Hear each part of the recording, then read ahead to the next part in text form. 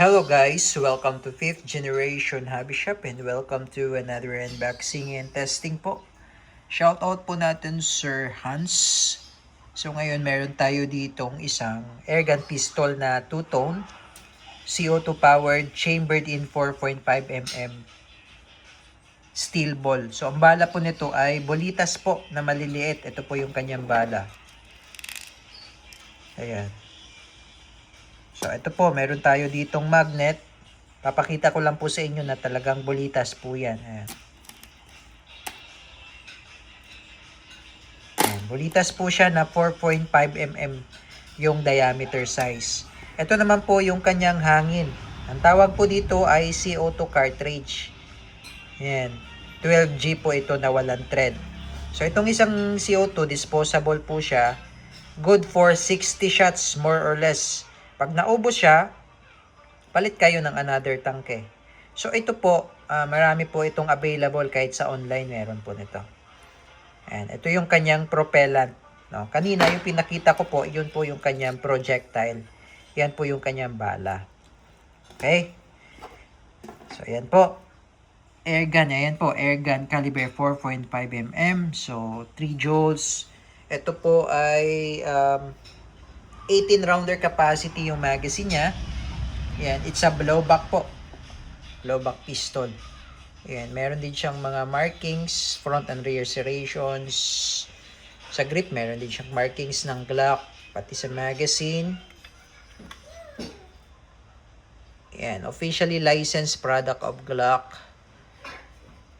Ayan, yun yung makikita nyo pong standard sight. Di po siya MOS version. Pwede po kayo maglagay dito ng flashlight.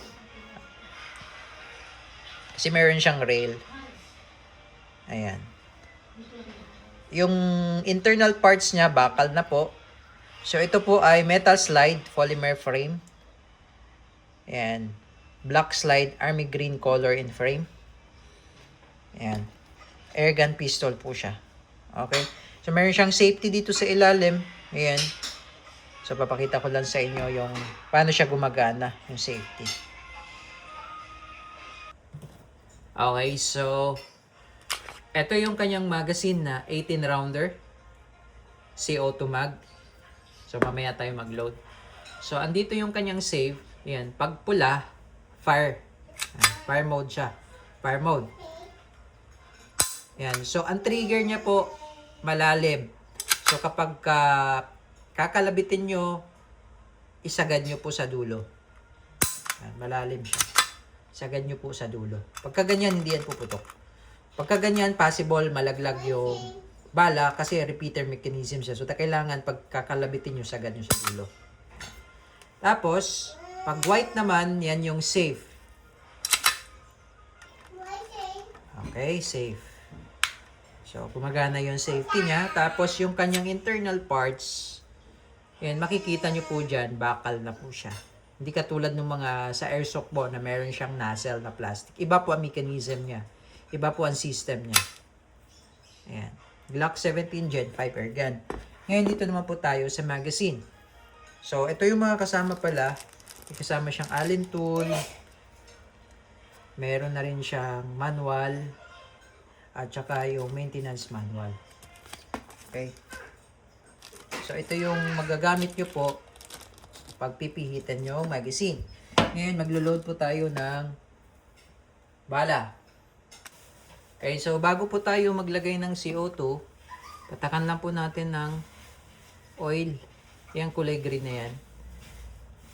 Para lang po malubricate yung tip na tong ating CO2 cartridge. And then, luwagan lang po natin to para po mag-fit. Pumasok po yung CO2. Then, hihigpitan na po natin. So, once hinigpitan na po, mapapunctured or mabubutas na po yung CO2. So, kapag inalis nyo, tinanggal nyo na may laman, sisingaw po yun. So, bago nyo po siya alisin, kailangan ubos.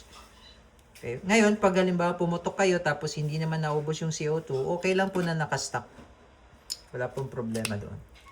So, sa paglalagay po ng bala, ito po yung ating bolitas po. Again, this is 4.5mm steel ball. Ganito lang po ang paglo-load niyan.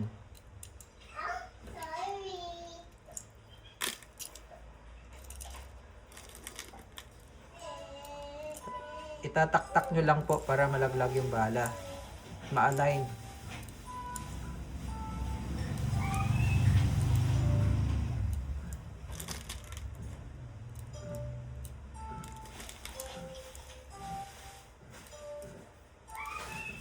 Ayan.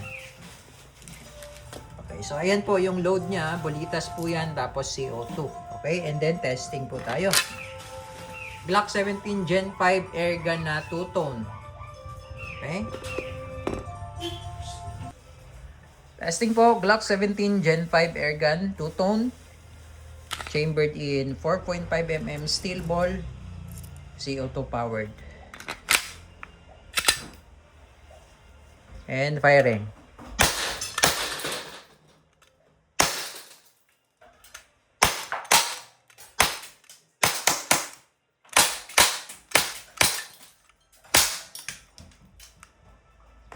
Okay, pag wala na po siyang bala, nag-o-open slide po yan. Malakas yung recoil din niya, pati yung tunog. Malakas. Release the magazine muna. Tulak, release. Hammer down. Ang target natin, no?